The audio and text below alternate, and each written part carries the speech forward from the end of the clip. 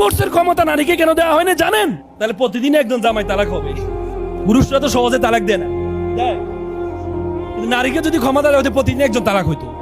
এবং ঢাকা শহরে একটা জরিপে দেখা গেছে আমাদের রাষ্ট্রীয় আইনে মেয়ে স্বামীকে তালাক দিতে পারে, তার 99% মেয়ে তার স্বামীকে তালাক দিয়েছে। মিনিটে 2টা তালাক হয় ঢাকা শহরে, এবং তার 99% হচ্ছে নারী কর্তৃক স্বামী ডিভোর্স দিয়ে।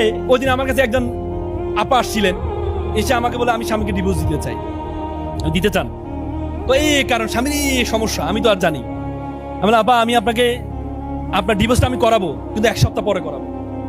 আমি আপনাকে একজনের নাম্বার দিব, আমার ক্লায়েন্ট ছিলেন, উনিও ডিভোর্স দিয়েছিলেন স্বামীকে। ওনার সাথে আপনি 5টা মিনিট বা আধা ঘন্টা পারলে দেখা করে ওনার সাথে একটু কথা বলবেন। পরে আমি নাম্বার দিয়ে তো শেষ, আমি আর খোঁজ দিই নাই। 1 সপ্তাহ পরে উনি আসছেন, এসে বলতে ভাই আমি ডিভোর্স দিব না। বলছি কেন রে ভাই? বলে যে ভাইয়া আমি ওনার সাথে কথা বলে যেটা বুঝতে পেরেছি, ডিভোর্স দিলে যে একটা মেয়ে তার বাবার বাড়িতেও কি হয়ে যায়, বোঝা হয়ে যায়। আমি ওনার সাথে কথা বলে বুঝতে পেরেছি আমি আমার ডিভোর্স দিব না। নারীরা একটা কথা বলেন, আমাদের এলাকায় একটা কথা বলে, আমার জামাই ভালো তার মেয়ের কথা শুনে, আর আমার ছেলে খারাপ তার বউয়ের কথা শুনে। নিজের সাথে আসলে বুঝেন নাই? হ্যাঁ, তার মানে ইসলামের যতগুলো বিধান আল্লাহ তাআলা তো সৃষ্টি করছেন আমাদের আপনাকে, নাকি করে নাই? করছে কিনা?